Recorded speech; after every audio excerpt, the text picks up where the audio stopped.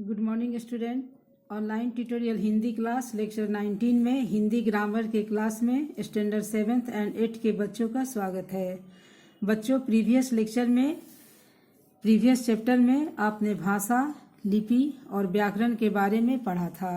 आप जानते हैं कि भाषा वह साधन है जिसके द्वारा मनुष्य मन के भावों और विचारों को प्रकट करता है और दूसरे के भावों और विचारों को जानता है। आपने यह भी पढ़ा था कि भाषा के दो रूप होते हैं, लिखित और कथित। आपने मातृभाषा, राष्ट्रभाषा, राजभाषा, मानक भाषा और संपर्क भाषा के बारे में भी पढ़ा था। ये सभी भाषा के प्रकार हैं। आज हम लेक्चर 19 में हिंदी ग्रामर में व्याकरण के विभागों के बारे में पढ़ेंगे। आप जानते हैं कि व्याकरण वह शास्त्र है जो हमें भाषा के शुद्ध रूप का ज्ञान कराता है। इसके 3 विभाग हैं, वर्ण विचार, शब्द विचार और वाक्य विचार। बच्चों, आप वर्ण विचार के बारे में जानेंगे कि वर्ण किसे कहते हैं। आप अपनी बुक की तरफ ध्यान देंगे। यहाँ आप पिक्चर देखेंगे, यहाँ दिया है, निम्नांकित चित्रों को पहचान कर उनका उच्चारण कीजिए। मुख से जो ध्वनियाँ निकली हैं उन्हें कुछ निश्चित चिन्ह दिए गए हैं। यहाँ आप देखेंगे कलम लिखा हुआ है पेड़। इसमें आप देखेंगे क जोड़ अ जोड़ ल जोड़ अ जोड़ म जोड़ अ, यानी इसमें आपको क अ ल अ म अ ये मिलाकर इसको कलम बनाया गया है। यहाँ फिर आप पेड़ पर देखेंगे प है, प जोड़ ए जोड़ र जोड़ अ। जब हमने इनके नाम उच्चारित किए तो सिर्फ क ल म नहीं कहा, बल्कि कुछ अन्य ध्वनियाँ भी साथ में कही। अतः कलम के लिए ध्वनियाँ निकली क अ ल अ म अ। पेड़ के लिए ध्वनियाँ निकली प ए र अ। ये सभी चिन्ह हैं जिन्हें वर्ण कहते हैं। वर्ण के और खंड नहीं किए जा सकते। अतः अब इसको हम परिभाषित करेंगे कि वर्ण भाषा की लघुत्तम इकाई है जिसे खंडों में विभाजित नहीं किया जा सकता। वर्ण का दूसरा नाम अक्षर भी है। जब यह मौखिक रूप में होता है बच्चों तो ये ध्वनि कहलाता है। जब इसका हम लिखित रूप लिखते हैं तो ये अक्षर है।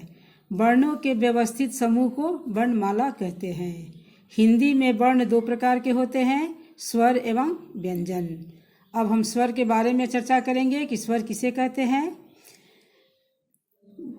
जिन वर्णों का उच्चारण स्वतंत्र रूप से होता है, अर्थात इनके उच्चारण में अन्य ध्वनियों की सहायता की आवश्यकता नहीं होती, वे स्वर वर्ण कहलाते हैं। जिन वर्णों का उच्चारण स्वतंत्र रूप से होता है, अर्थात इनके उच्चारण में अन्य ध्वनियों की सहायता की आवश्यकता नहीं होती, वे स्वर वर्ण कहलाते हैं।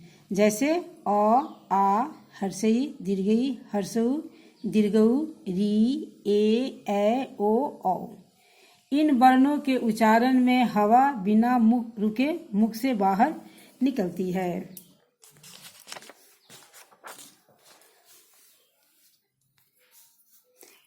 उच्चारण में लगने वाले समय के आधार पर स्वरों के 3 भेद हैं। बच्चों, आप जानेंगे कि आपने जाना कि स्वर किसे कहते हैं और स्वर के कितने भेद हैं। तो यहाँ स्वर के भी 3 भेद हैं, हर्ष स्वर, दीर्घ स्वर, प्लुत। हर्ष स्वर, दीर्घ स्वर और प्लुत। हर्ष में आपको 4 वर्ण आते हैं, अ, ई, उ और ई। दीर्घ में आ, दीर्घई, दीर्घउ, ए, ओ, औ।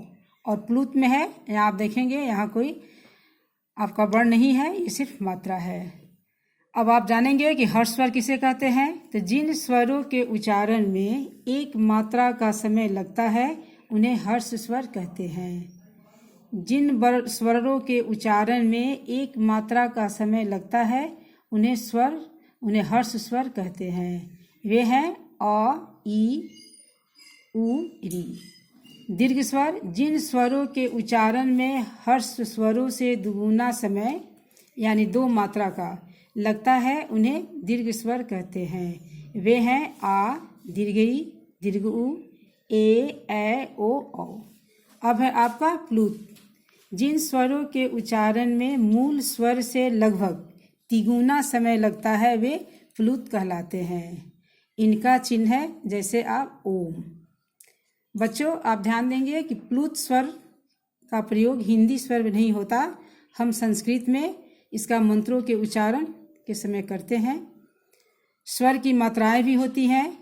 कई बार स्वर स्वतंत्र रूप से लिखे जाते हैं, जैसे आप अनार, आम, ईख आदि आपने पढ़ा होगा, जैसे नर्सरी क्लास या में बच्चों को पढ़ाया जाता है, जैसे अ से अनार और आ से आम वगैरह। ये स्वर की स्वतंत्र मात्राएं हैं।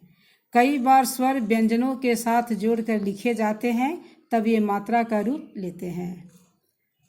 जैसे आपका अ की कोई मात्रा नहीं होती, आ की मात्रा यहाँ आप देखेंगे, ई की मात्रा देखेंगे, बड़ी ई की मात्रा देखेंगे, ऊ की मात्रा देखेंगे, दीर्घ ऊ की मात्रा देखेंगे, री की मात्रा, ए की मात्रा, ए की मात्रा, ओ की मात्रा और औ की मात्रा।